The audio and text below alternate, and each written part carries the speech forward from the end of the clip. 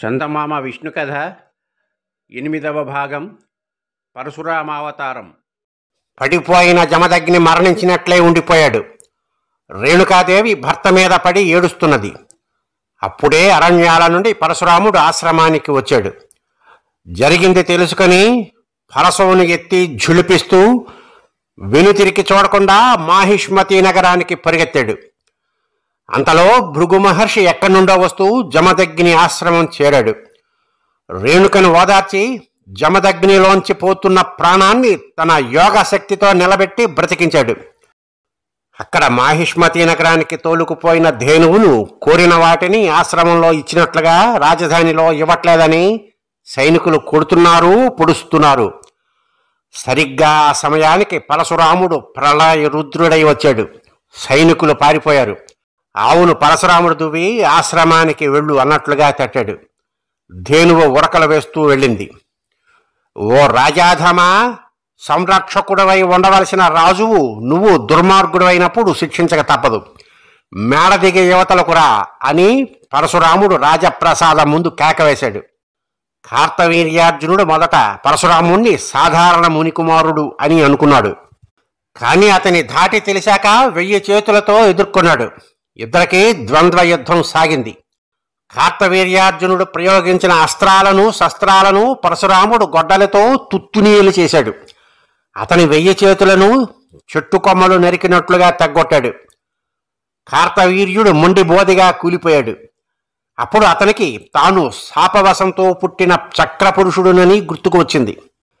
పరశురాముడు విష్ణువే అని తెలిసి మనస్సులోనే దండం పెట్టి దేహం చాలించి వెళ్ళి సుదర్శన చక్రంలో లీనమయ్యాడు. పరశురాముడు ఇంటికి వచ్చి తన తండ్రి క్షేమంగా ఉండడం చూసి తాను చేసినది చెప్పాడు. అప్పుడు జమదగ్ని, నాయనా, నువ్వు చేసినది మునులమైన మనకు తగని పని. అందుకు పరిహారంగా నువ్వు తపస్సు చెయ్యాలి అన్నాడు.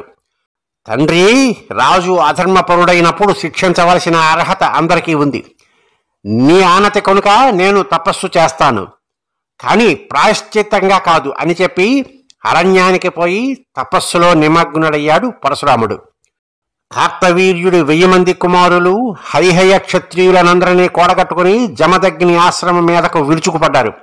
అప్పుడు జమదగ్ని నిశ్చలంగా తపస్సమాధిలో ఉన్నాడు. రేణుకాదేవి రామా రా అంటూ ఎలుగెత్తి 21 సార్లు పిలిచింది. హైహయులు జమదగ్ని తలను నరికేశారు. రేణుక 21 సార్లు గుండెలు బాదుకుంటూ భర్త మొండెం మీద పడి వెలవెలా విలపించి సొమసిల్లింది. జమదగ్ని తల దొర్లుకుంటూ దూరంగా పోయి రాళ్ల మధ్య చిక్కుకుంది. రాజపుత్రులు ఆశ్రమాన్ని తగలబెట్టారు. ఆ మంటల్లో రేణుక భర్త కళేబరంతో కలిసి కాలిపోయింది. అరణ్యంలో తపస్సు చేస్తున్న పరశురాముడికి ధ్యానభంగం అయ్యింది. తల్లి పిలుపు 21 సార్లు చెవుల్లో మారుమోగింది. మనస్సు కీడు శంకించింది. ఒక్క అంగలో ఆశ్రమం చేరుకున్నాడు. ఆశ్రమం తగలబడుతున్నది. తల్లి తండ్రి మసి అయ్యారు. హైహయ సైనికులు ఆశ్రమవాసుల్ని వారించవచ్చిన పరిసర జానపద జనుల్ని అమానుషంగా చిత్రవధ చేస్తున్నారు. పరశువును ప్రసాదించిన శివుణ్ణి స్మరించి పరశురాముడు గొడ్డలిని తీసి జ్వాలలాగా లేచాడు. మొళ్ల పొదల్ని నరికినట్లుగా అందిన వారిని అందినట్లు అందరినీ హతమార్చాడు. రాళ్ల మధ్య పడి ఉన్న జమదగ్ని తలను తీసి రొమ్ముకు అదుముకుని, తండ్రి, కన్నీరు కూడా రాకుండా నా గుండె జ్వలించిపోతున్నది. క్షత్రియుల రక్తంతో నీకు తర్పణం చేస్తాను. నీ తలను ఆ రక్తపు మడుగుల్లో ముంచి అంత్యక్రియలు చేస్తాను అని అంటూ పరశురాముడు ఉన్నత శిలాగ్రం మీదకు ఎక్కి పరశువును ఎత్తి, ఈ గొడ్డలితో భూమి మీద రాజన్నవాడు లేకుండా నరుకుతాను అని 21 సార్లు గర్జిస్తూ ప్రతిజ్ఞ చేశాడు. దిక్కులు ప్రతిధ్వనించాయి. అతని భీషణ ప్రతిజ్ఞ విని బ్రహ్మ మహర్షులు వచ్చి శాంతవచనాలు పలికారు. భృగు మహర్షి, నాయనా, దుర్మార్గుల్ని ఆ భగవంతుడే శిక్షిస్తాడు, సాధు సజ్జనుల్ని రక్షిస్తాడు, నువ్వు శాంతించు అన్నాడు. ఆ భగవంతుడు ఆకాశం నుండి ఊడిపడడు. మనిషిగా పుట్టి మనుషుల మధ్యే ఉంటాడు. అలాంటి వాడినే నేను. శాంతవచనాలతో నాకు పని లేదు అంటూ అదే పరుగున హిమాలయానికి వెళ్ళి శివుణ్ణి గురించి తపస్సు చేశాడు పరశురాముడు. శివుడు ప్రసన్నుడై పరశురాముణ్ణి శాంతపరచబోయాడు. పరశురాముడు శివుడి ఆజ్ఞ లేనిదే చేమైనా కొట్టదు కదా, లయమూర్తివైన నీకు చెప్పవలసిన పని లేదు, నా ప్రతిజ్ఞ నెరవేర్చడానికి కావలసిన బలాన్ని ఇవ్వు అన్నాడు. శివుడు అతనికి అన్ని అస్త్రాలను ఇచ్చి ప్రత్యేకమైన దివ్యాస్త్రాన్ని ఇస్తూ, ఇది భార్గవాస్త్రంగా నీ పేరున నిలుస్తుంది, నువ్వు కారణజన్ముడివైన అవతారమూర్తివి, వెళ్ళు, నీకు అడ్డులేదు అని ఆమోదంతో ఆశీర్వదించాడు. పరశురాముడు గోలోకంలో విష్ణువు మరొక రూపంగా ఉండే కృష్ణుణ్ణి ధ్యానించి కృష్ణ కవచాన్ని పొందాడు.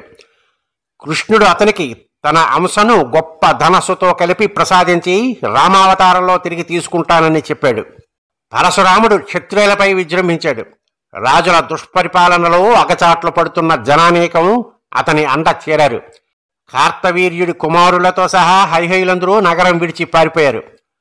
పరశురాముడు ఆగ్నేయాస్త్రాన్ని నగరంపై వేశాడు. పరశురామ ప్రీతిగా మాహిష్మతి రాజధాని 21 రోజుల పాటు జ్వాలల్లో నామరూపాలు లేకుండా దగ్ధమయ్యింది. కార్తవీర్యుడి 1000 మంది కుమారులు, హైహయవంశ క్షత్రియులు, దేశదేశాల రాజులందరూ కూడగట్టుకుని పరశురాముణ్ణి ఎదుర్కొన్నారు. బలి పశువుల్ని నరికినట్లుగా పరశురాముడు అందరినీ తెగటార్చి వాళ్ల రక్తాన్ని 5 మడుగుల నిండా నింపి జమదగ్ని తలను వాటిలో ముంచి పితృతర్పణం చేశాక అగ్ని సంస్కారం జరిపాడు. సమంత పంచకం అనబడే ఆ 5 రక్తపు మడుగుల ప్రదేశమే తరువాతి కాలంలో కురుక్షేత్రంగా ప్రసిద్ధి చెందింది. మరొకసారి బలి కోరింది. మహాభారత సంగ్రామంలో అక్కడే రక్తం వరదలై పారింది. పరశురాముడు యజ్ఞం చేసి శుచి చేసుకుని తండ్రికి ఉత్తరక్రియలు జరిపాడు. తరువాత క్షత్రియ సంహారానికి బయలుదేరాడు.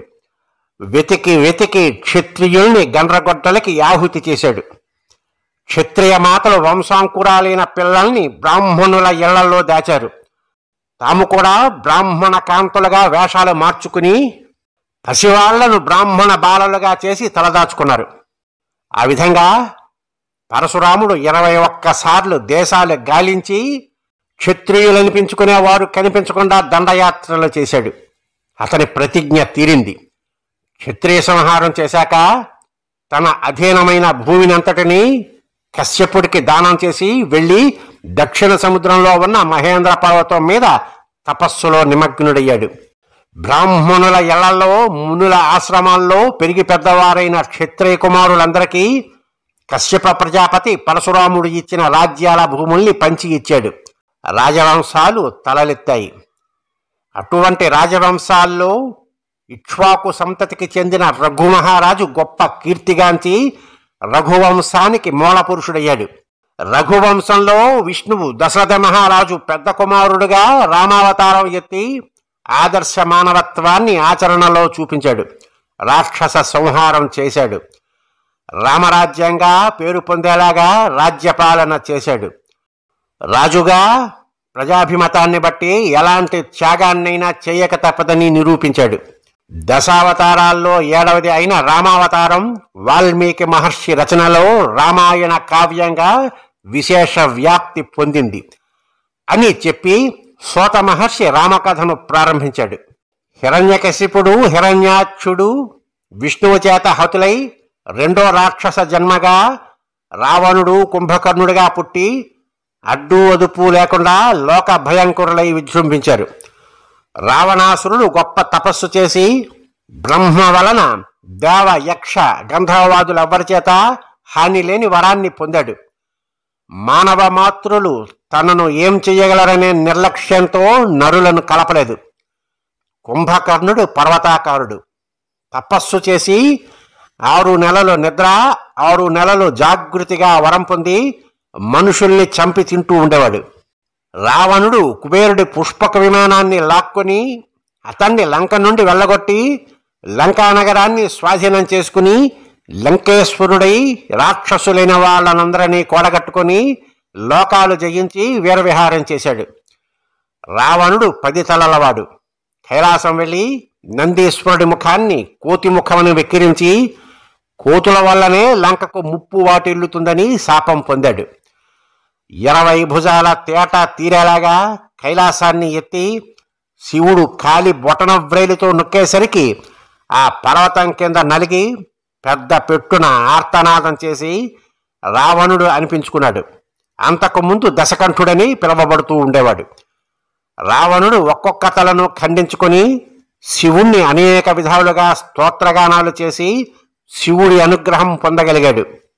రావణుడు ఎంత గొప్ప శివభక్తుడో అంత దురహంకారి, ఎంతటి పరాక్రమవంతుడో అంత దుర్మార్గుడు. పరస్త్రీలను అపహరించుకురావడం సాటిలేని ఘనత, ఎదురులేని వీరత్వంగా భావించి స్త్రీలను చెరపట్టడం అతనికొక పరిపాటి అయ్యింది. ఇష్టపడని కాంతను బలాత్కరించితే 10 తలలు 1000 చెక్కలవుతాయని శాపం కూడా సంపాదించుకున్నాడు. రావణాసురుడి భార్య మండోదరి మయుని కూతురు. భర్త హితవు కోరి హితవు చెబుతూ ఉండేది. అతని సవతి తమ్ముడు విభీషణుడు ఉత్తముడు. రావణుడికి మంచి చెబుతూ ఉండేవాడు. కానీ రావణుడు ఒకడు చెబితే వినేలాంటి వాడు కాదు.